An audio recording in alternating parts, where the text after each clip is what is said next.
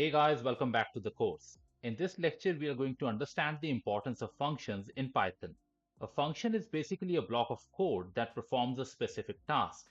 The biggest difference between the code written within a function and the code written outside of a function is that the code within the function is reusable.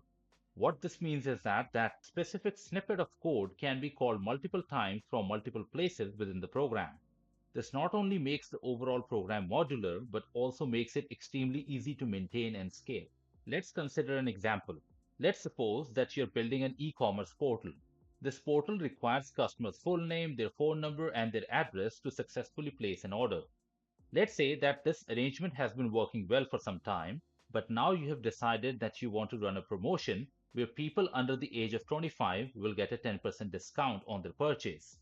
In order to accommodate this feature, we need to capture customers' date of birth so that we can make appropriate calculations and provide them the discount. Now, we have two ways to do that. We can either modify the existing code directly by merging the new code specific to capturing customers' age, or we can write the age-specific logic separately in the form of a function and then simply call that function within the parent code.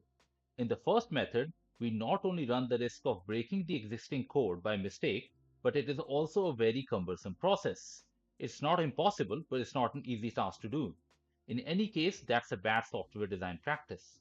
In the second function-based approach, since the new code is completely independent of the parent code during the build stage, it guarantees absolutely no interruption to the existing functionality of the code. And if the new code doesn't work as expected, then we can simply remove the function call from the parent code instead of trying to locate each and every line we modified using the first method. I hope you now have a general understanding of what functions are and how important they are in modern day programming. In the next video, we will learn how different types of functions are defined and called.